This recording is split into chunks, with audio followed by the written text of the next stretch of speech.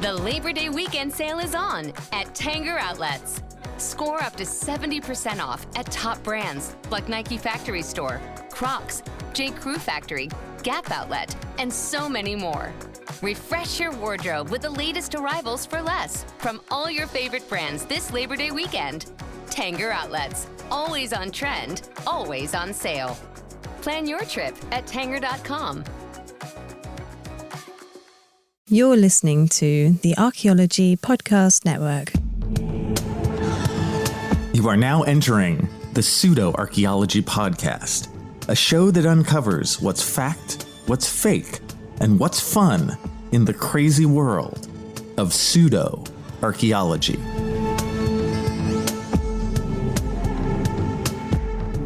Hello and welcome to the Pseudo-Archaeological Podcast, episode 137. And tonight, of all nights, it's Atlantis, baby.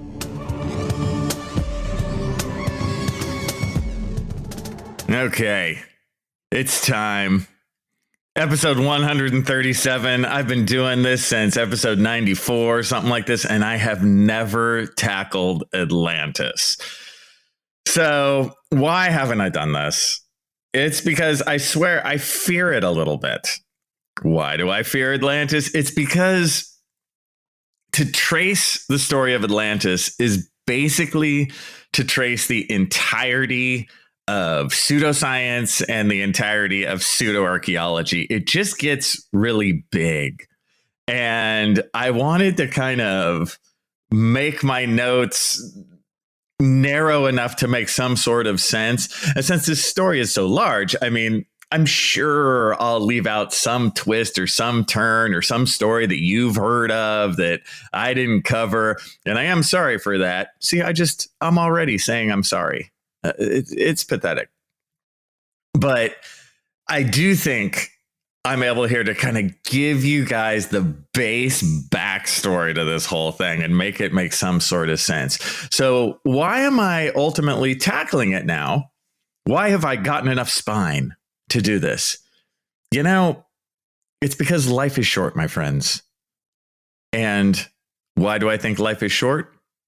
I had a motorcycle accident like a week ago. And I'm okay. I survived. I didn't break anything, although I got pretty damn close. And I will say my accident counted, if that makes sense. And if you're wondering what a motorcycle accident is like, violent. Go with violent. And that gives you some idea. It's fast and furious. So after that, I'm like, you know what? What the hell? Let's do Atlantis. So this show is brought to you by motorcycle accidents around the world. So the idea of Atlantis starts with Plato. And to tell the end of the story at the beginning, Atlantis was made up by Plato. That's it. It's a story made up by Plato. No more, no less. That's the deal. It just happens to be a story that everyone wants to be true really, really badly. So the dates of Plato, he lived from 427 to 348 BC. And Plato was a Greek philosopher, right? And when you think of him, it's fine to just think of every single Greek philosopher cliche, right? He's in Athens. Socrates is his teacher. He's sitting there being a great thinker. He's coming up with these kind of what if scenarios all the time, right? He's trying to kind of delve deep in what it means to be a human being and how we think and what we think and all that kind of good stuff. Classic cliche Greek philosopher. I actually was first shown Plato, not in terms of Atlantis and all this, but in terms of Plato's cave. Now, I was a film major. I was a double major in archaeology and film. And in film class, sometimes we would talk about the philosophy of what the image on screen is, right? So I was destroyed, as were my friends in class, by Plato's cave. And Plato's cave goes like this. Plato goes, okay, look, what if there were a bunch of prisoners inside a cave and they're all chained inside the cave and all they can see is the back wall of the cave? Like they're chained onto chairs and the chairs are focused on the back wall of the cave. So they can't see out. They can't turn around. They have no idea what's behind them. Every day the sun comes up and the sun shines in and there's stuff behind them that makes shadows. And so their whole world is just a world of shadows. Like they just see these shadows and then they give meaning to the shadows, and the shadows are their entire life. Now, Plato says our job is to get beyond that. He's saying that we are, as those prisoners, to the higher reality, really the things making the shadows right behind the prisoners, which they know nothing about.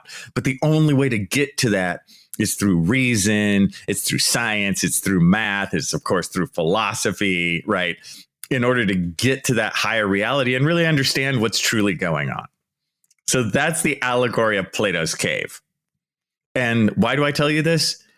Because I have to get my own poison out and have to have you guys be destroyed by Plato's cave too. So the idea, of course, being that, film is as the shadows. What's the reality behind it?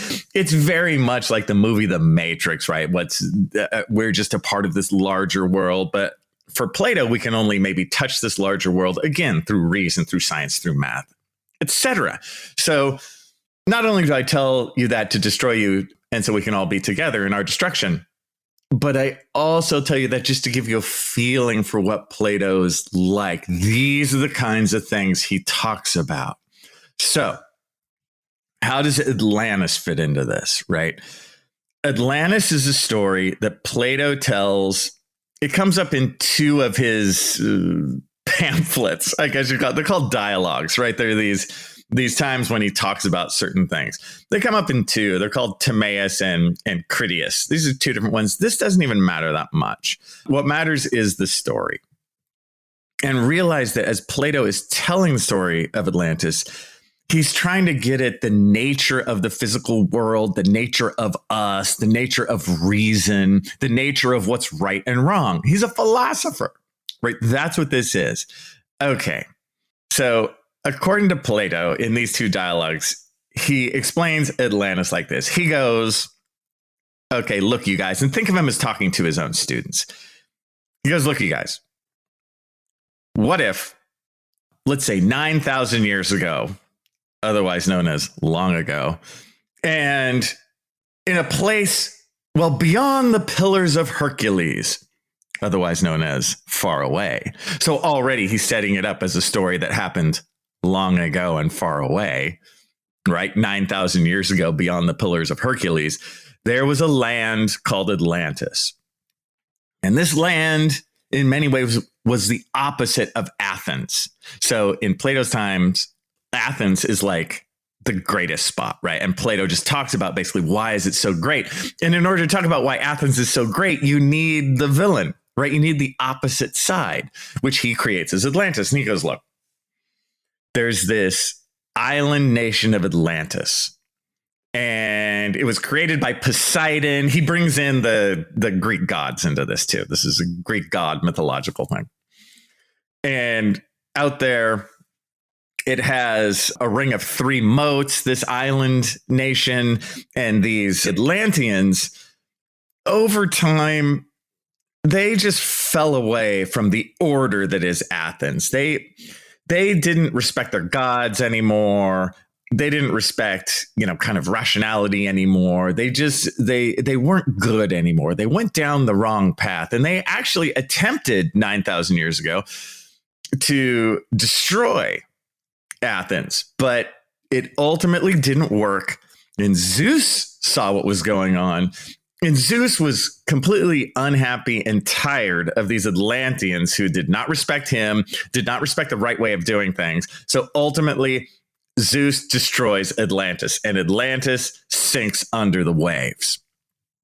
And then Plato basically goes on and goes, okay, with that setup, let's discuss, right? Let's discuss, okay, what's good about Atlantis? What's good about Athens? Let's counterpoint it.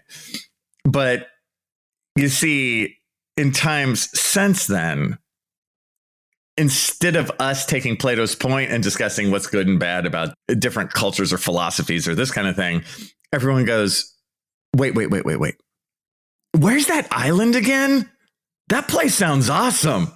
And I can see Plato with the students going like, oh, wait, no, you guys, look, I just made that up. This is in order for us to discuss these philosophical ideas. And they're like, no.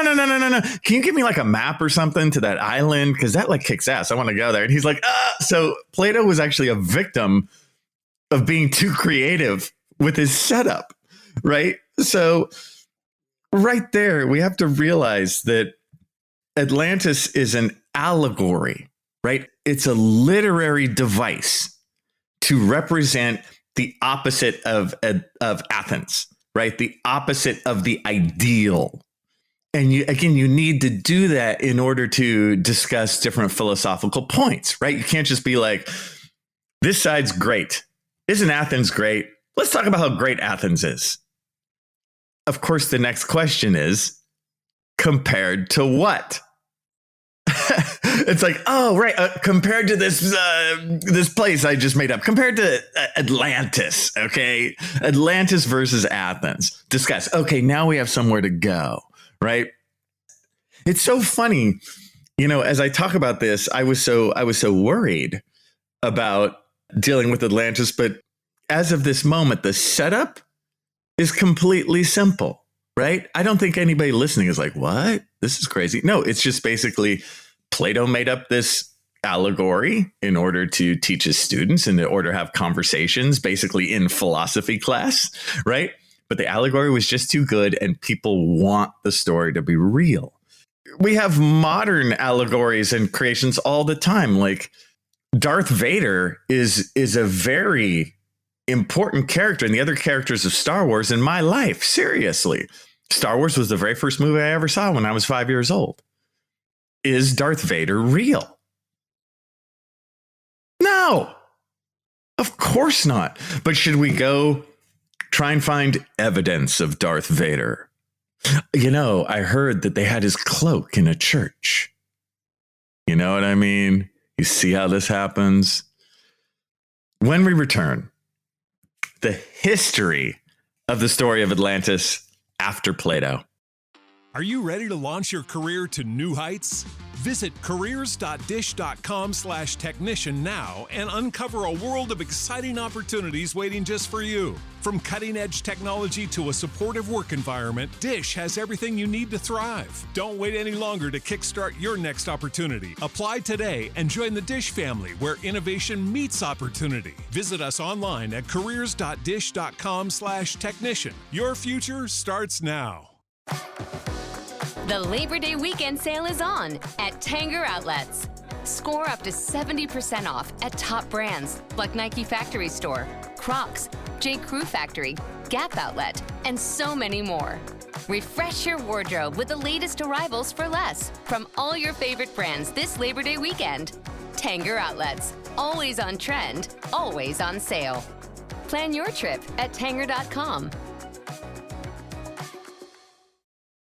Hello, and welcome back to the Pseudo-Archaeology Podcast, episode 137. I'm your host, Dr. Andrew King Keller, and we have been discussing, good God, Atlantis. So with looking at Atlantis, we were talking in the previous segment about how Plato himself talked about Atlantis as happening 9,000 years ago beyond the Pillars of Hercules. Otherwise, literally long ago and far away. And it's, again, so similar to the Star Wars intro crawl of a long time ago in a galaxy far, far away. Right? Now, even with this story that was basically written in the 4th century BC, it was so popular that it has lived up until today, and if anything, has expanded, Now, as we all know, after the Greek period of which Plato is a part, and then the Romans come in, you have the Dark Ages, right? So all that Greek stuff, all that knowledge, all that science kind of goes away for a while, but we find it again in the Renaissance. Now, the Renaissance has all kinds of great things. like, this resurgence, rebirth of science, but you also get a rebirth and a refinding of all this Atlantis crap. But tracing the sort of rebirth of this is really interesting. And I found, for me, this is the hardest part, right? And I think this is the most interesting part. It's like, yeah, okay, Kinkella, we understand that Plato made up Atlantis, in the 4th century BC, but okay, why is it still around? Give me the history of how does this trace up to the modern day? Why are we still using this? Okay. What you find in the time of the Renaissance, we're talking like the 1500s now, right? We're racing way forward in history. In the 1500s, not only do you have the Renaissance, but you have the discovery of America for the Europeans, right? And that discovery of the New World is going to be huge in the thinking of European minds. And so what you get in that time period, in 1500s into the 1600s, is first books by people like Francis Bacon. He writes a book called The New Atlantis, and Thomas More writes a book called Utopia. Now, these just kind of take the Atlantis mythology and wrap them into the philosophy of utopia, sort of this dream, perfect community, and of course, bring America into it. They kind of go, okay, what if this whole America place that we've just found, what if that is Atlantis, right? Or let's just use America as the Atlantis allegory. You see what I mean? We're going to put something real into this fake story. We're going to use this real new continent. But they're still kind of philosophizing. They're still going on the sort of Plato side of things. I would say it's Plato plus America, and not being incredibly focused on, oh yes, Atlantis is right here at this time and like that, right? It's still more in that philosophical mindset. Although, I'm sure they're into the whole Atlantis thing. Who isn't? And that is okay, whatever. It's 1550 and they're doing this. Fine. Good luck. God bless, whatever. But it doesn't die there. As you've heard in previous podcasts by me, there's always somebody who picks this up. There's always, in Doctor Who terms, a new master who picks up the ring of doom and gloom and becomes the new bad guy, right? It just never dies. After these guys do their sort of utopian community vibe, this is picked up then by, I would say, the early guys who trade in Mayanism, right? We've talked about this before. Remember Brasseur de Bourbourg and Augustus Le Plongeon? Remember that from some of the previous podcasts? Those guys. So this is going to click us up into the 1800s, and they're going to use these same ideas of Atlantis, perfect utopian community, but then relate it to the Maya. And it is a bummer for me as a Mayanist to know that there is a serious push by people who worked in the Maya world to push Atlantis forward. I'm like, God damn it. In the late 1800s, as we've already talked about on this podcast, these two guys both add the Maya to it, to the Atlantis mythology, right? And they basically say, oh, well, the Maya are part of this whole Atlantis scheme. Either the idea is the Maya were the first culture, and then the Atlanteans took the ideas of the Maya and then moved them to Europe, or the Atlanteans were the first culture and they gave their ideas both to Europe and to the Maya. Doesn't matter whichever way you go. Of course, it's all fake and silly. Watch this. I will defend Brasseur de Bourbourg and Augustus Le Plongeon a little bit. Right, these are guys, again, both working in the late 1800s, and Le Plongeon doesn't even die until 1908. Well, both those guys definitely spent time talking about some real fake crap, right? Some just pseudoscience nothingness in terms of the Maya and Atlantis, whatever. They did also spend some time doing some real work, right? Whether it was translating some Maya hieroglyphics. Rather, it was doing real work at Maya sites or taking fantastic photographs when photography was new. These guys did create some real data. Now, while their conclusions were like silly and pointless, I give them half a pass because, again, it's 1880. What do you expect? You know, they're just kind of throwing it out there. And of course, both of them sat on the whole Atlantis thing way too long. It was kind of a sad aspect to other things they did that were worthy. But, you know, it happens. Just a little too new agey, but some real work. Now, that all changes with the next big one. Right after these guys was Ignatius Donnelly. Remember Ignatius Donnelly? Right? Ignatius Donnelly is like the U.S. senator who just happened to also be into all this crap. Now, he didn't do any kind of work, right? He has no archaeological bona fides, right? He adds nothing. It's at Ignatius Donnelly where this story just becomes detached from everything and just becomes kind of new age doctrine, right? We're beyond everything that came before. There's no defending this one. And so in 1882, Ignatius Donnelly writes Atlantis, the Antediluvian World, right? I think that's a big moment here for pseudo-archaeology. He kind of collects all these various writings from these earlier people and just makes one big fat book of bullshit, right? 100%. Just take the safeties off and go for it. So this is the real turning point, I think. I'm going to vote that one. I'm going to vote Ignatius Donnelly's Atlantis, the Antediluvian World, 1882, as pushing Atlantis into the modern era, otherwise known as its really, in a way, its worst era. So after Ignatius Donnelly, he influences a bunch of other people. Some people who I haven't talked about on this podcast yet, like Helena Blavatsky with her whole theosophy movement. She wrote a book called The Secret Doctrine, of course, in 1888. After this, James Churchwald, where he adds the idea of the lost continent of Mu to Atlantis. It's like the same Atlantean idea, but in the Pacific.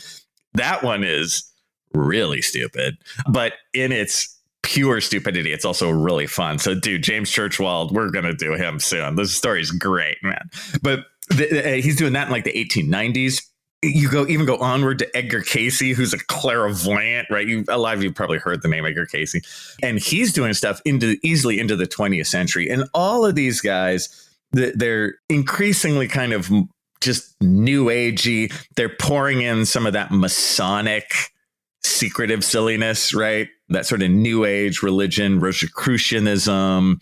It all kind of goes into this stew of silliness where Atlantis is still a major portion taken seriously in this extremely, let's face it, unserious, unscientific world.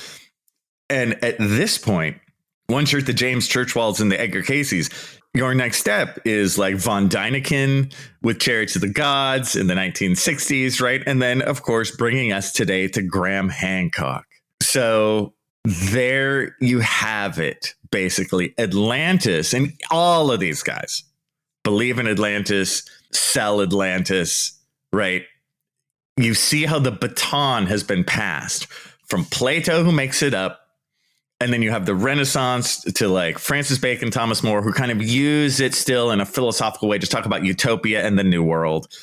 Then you pass the baton again to the Mayanists, Bercer de Bourbourg and Augustus Le Plongeon, who aren't truly archaeologists 100%. It's more Mayanism, right? This sort of new agey ideas, but they still do some good science on the side. And then it becomes just pure BS with Ignatius Donnelly, a baton to him, and the Antediluvian World in 1882, and then onward from him to like Blavatsky, James Churchwald, Edgar Cayce. All these guys are now adding a bunch of new age religion into this movement. And then finally, von Däniken, who I guess you could say adds aliens to it. And then Graham Hancock, who is just the most recent purveyor of the same old story. When we return, I will give you the location of the lost continent of Atlantis. Hello, and welcome back to the Pseudo-Archaeology Podcast, episode 137. I'm your host, Dr. Andrew Kinkella, and we are wrapping up, thank God, Atlantis. Now, when I last teased you in the previous segment, I said I would tell you, friends, the location of the lost continent of Atlantis. Are you ready? You ready to write this down? My friends, Atlantis is everywhere and nowhere at the same time. Imagine that. I think we should give Plato a call. Plato, it's everywhere and nowhere at the same time. Discuss. Of course it is, because, well, I hate to break it to you after all this. It's fake. It's a story. But of course, every crap pseudo documentary on TV, on the History Channel or whatever, is going to deal with this. How many dozens of pseudo documentaries deal with this, right? It's all the time. Now, I will say, I don't mind a lot of modern like documentaries and series, you know, whether on the Discovery Channel or whatever. They will touch on Atlantis or talk about it at first. They'll talk about the more crazy aspects of it, but then they'll wind down to a modern interpretation, or they'll tell you it's just a story or whatever, because people are so interested in the story, right? So I don't mind when they set up that. So just because a documentary talks about Atlantis or something doesn't mean that it's immediately horrible or something, but it's only horrible if they stay with like, oh yeah, Atlantis is real. You know, I will say one thing I really don't like about modern documentaries, I'm sure I brought this up before, is that they do that awful crap trick where they end with like, well, there's no such thing as Atlantis. Or is there? Oh, God. Like, get a spine and go, there's no such thing as Atlantis. Let's be adults. You know? Have you ever been like, where are all the adults? Like, what happened to the adults? Are we like a nation of children? I mean, we can't take that. No, seriously, Atlantis is a bedtime story, right? We can't take it. So instead of being adults and just taking that, we've been looking for it, of course, forever. What are some of the main places where people have said Atlantis is? Now, you guys, there are so many. It literally is everywhere. Like every island in the Mediterranean, of course, because Greece is in the Mediterranean. So you're going to pick every island. Oh, it's Crete, you know, whatever. And then onward, you're going to do the Azores because they're off the coast of Europe. There's islands in the Caribbean, which again, were just flights of fancy silliness, has nothing to do with reality. The ones that tend to creep up the most, in no particular order, I'll give you these. The one that you'll hear about a lot is like the island of Santorini. Island of Santorini. That's one. Which is an island in the Mediterranean. So, again, the geography is vaguely okay. And there is a true story to the island of Santorini, and this is the Thera eruption in the 16th century BC. So this is a long time ago, right? This is a volcanic eruption that happened over 3,500 years ago. And this would have even been a long time ago for the Greeks, okay? When Plato was writing, the Thera eruption was already 1,200 years old. So the Thera eruption is its own cool, true story, right? It must have really screwed up trade in the Eastern Mediterranean, because what this was, Santorini is just a volcanic island, right? Little volcanic island in the middle of the Mediterranean. And when the volcano on it, when the Thera eruption, the island just basically exploded. If you look online to an image of the island today, it looks like a letter O, right? There's like nothing in the middle. There used to be stuff in the middle. You know, it literally exploded. Where is Thera today? Outer space. You know, it just literally, I mean, for anyone living on that island, I don't know. I mean, I guess a handful of people must have survived, but good God, imagine that. Your island is literally a volcano that has an extreme explosive eruption.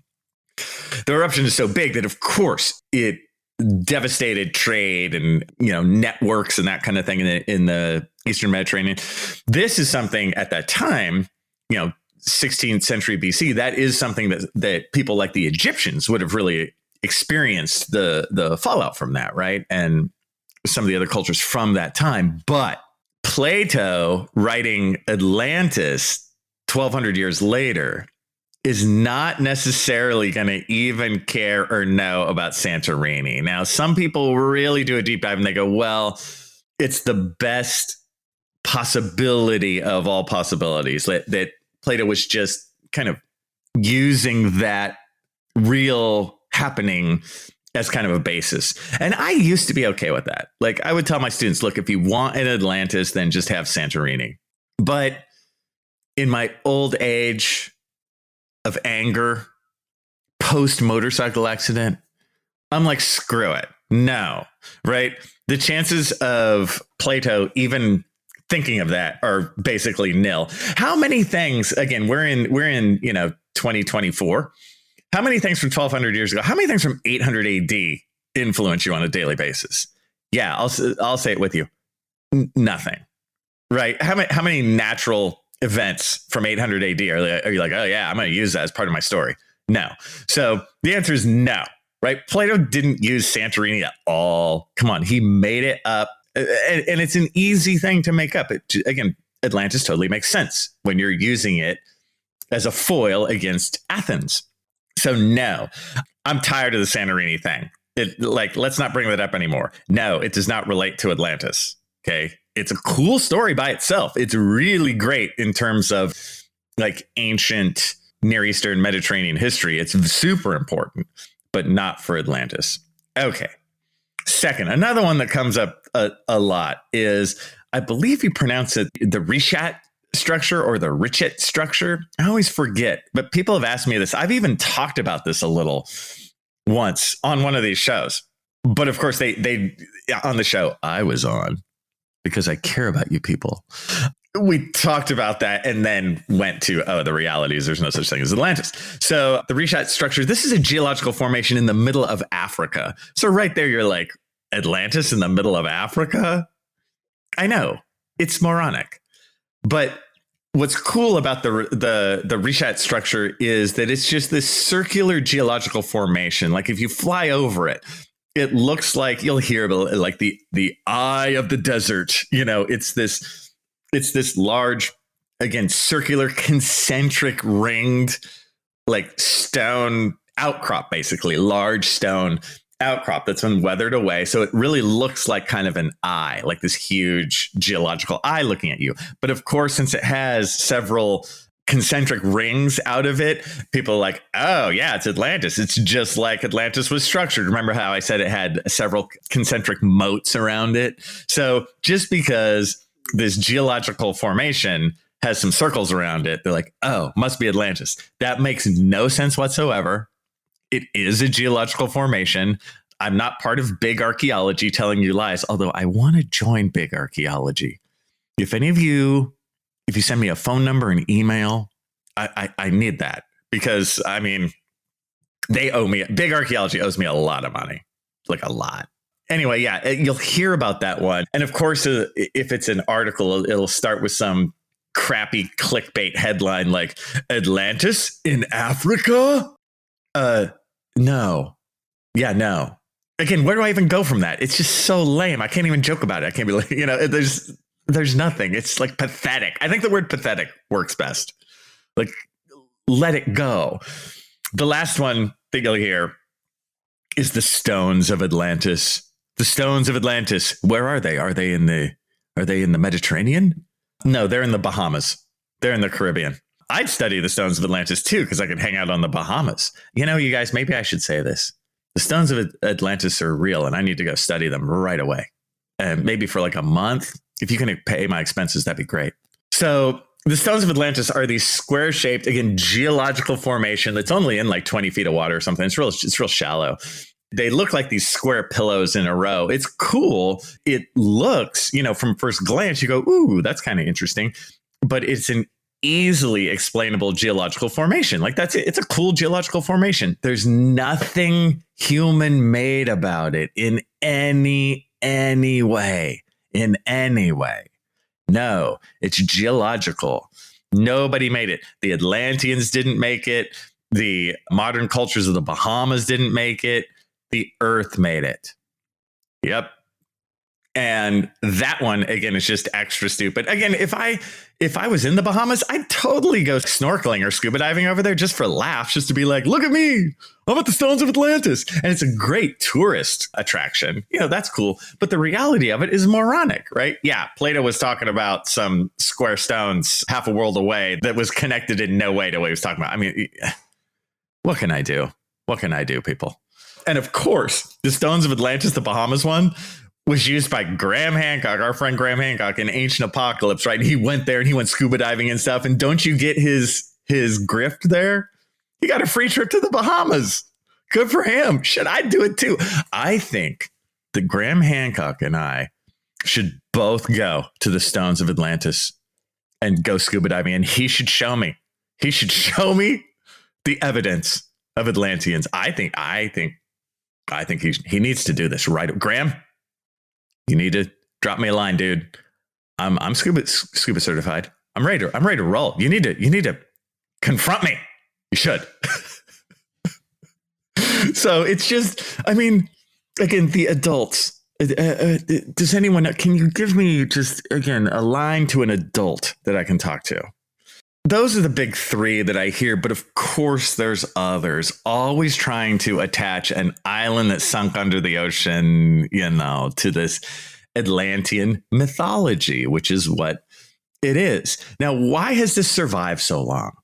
It's because we want it so bad. Don't you? Isn't a world with an Atlantis a more interesting, awesome world? Absolutely. I am pro-Atlantis, you guys. I want there to be an Atlantis because it would be so interesting, right? But that is the child in me. Okay, the adult who knows facts, knows that there is no such thing and is okay with that because I'm used to living in the modern world. It would be the same as if we were on a search for Tatooine. Now, I love Star Wars. I love Tatooine. But I'm not going to search for Tatooine because it's a story. But do look out for me in the next documentary, Tatooine Unveiled, Mysteries of the Real World. And with that, I'll see you guys next time. Thanks for listening to the Pseudo Archaeology Podcast. Please like and subscribe wherever you like and subscribe. And if you have questions for me, Dr. Andrew Kinkella, feel free to reach out using the links below or go to my YouTube channel, Kinkella Teaches Archaeology. See you guys next time. This episode was produced by Chris Webster from his RV traveling the United States, Tristan Boyle in Scotland, DigTech LLC, Culturo Media, and the Archaeology Podcast Network, and was edited by Chris Webster. This has been a presentation of the Archaeology Podcast Network. Visit us on the web for show notes and other podcasts at www.archpodnet.com. Contact us at chris@archaeologypodcastnetwork.com.